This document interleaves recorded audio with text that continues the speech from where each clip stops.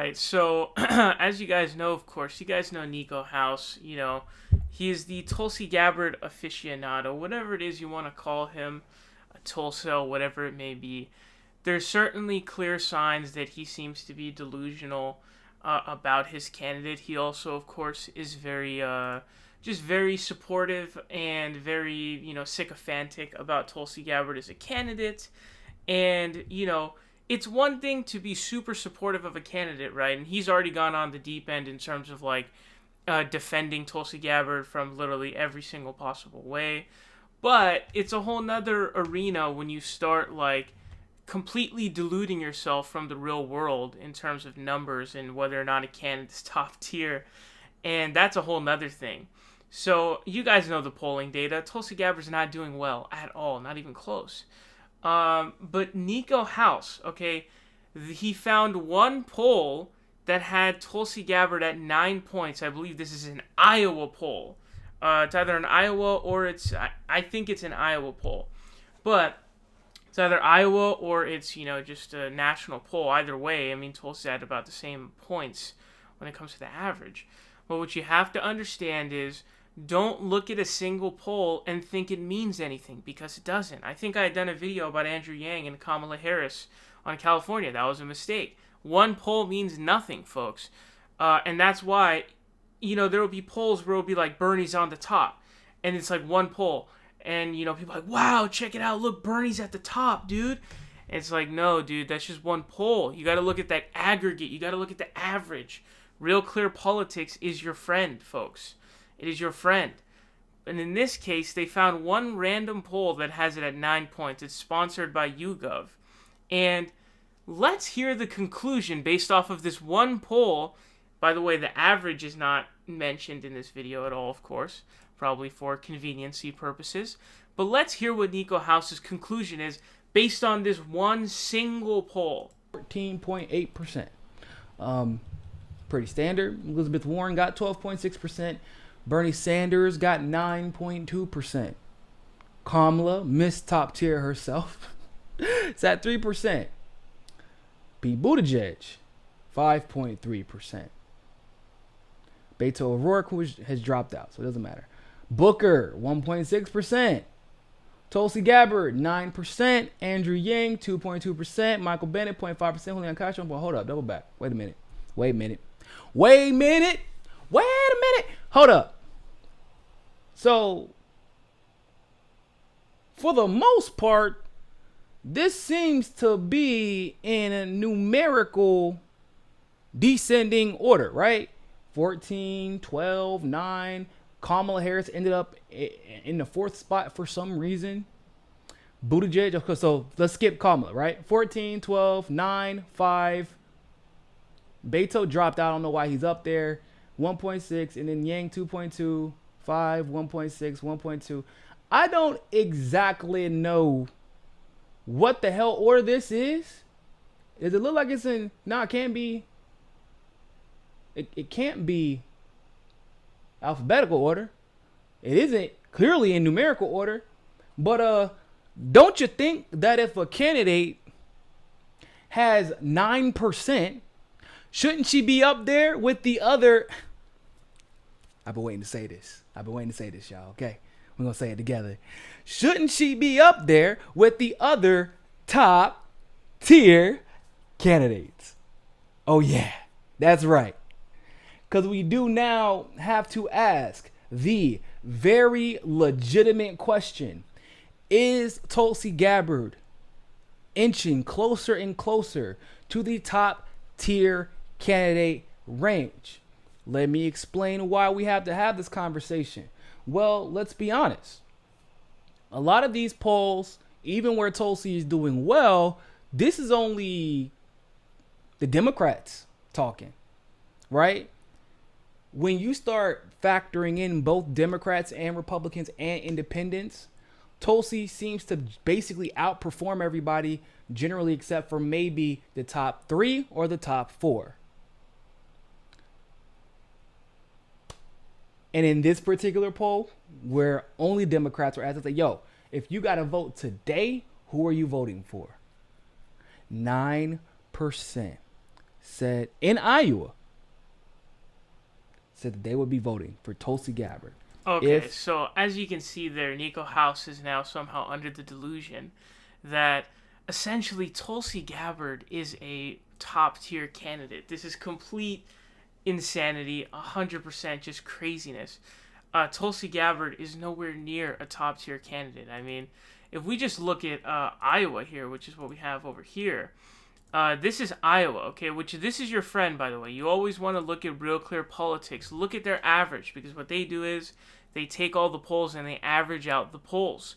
So what it means is, you have actual averages. The thing is that when you take one poll is not representative of what's really going on. There's always this thing called an outlier. That Tulsi poll, that's what we call an outlier, because what is her average? It's lower than 2%, as you can see here on screen.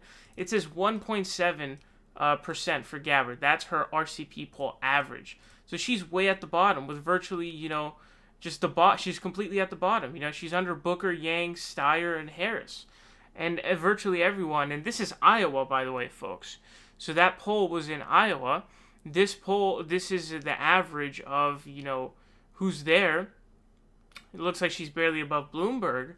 She's at the bottom. She's not a top-tier candidate even in the slightest.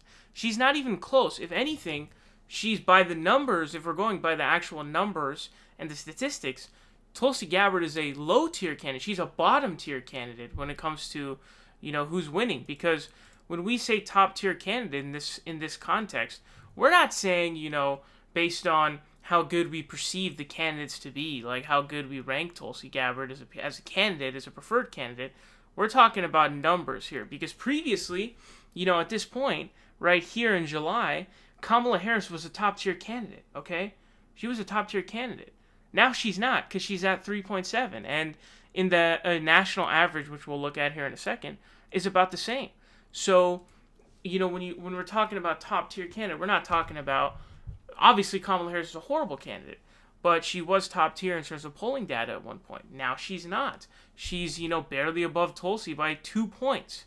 So, again, taking one single poll and making a video about it and deluding yourself into being like, she's a top tier candidate, bro. She's a top tier candidate. No, she's not, dude.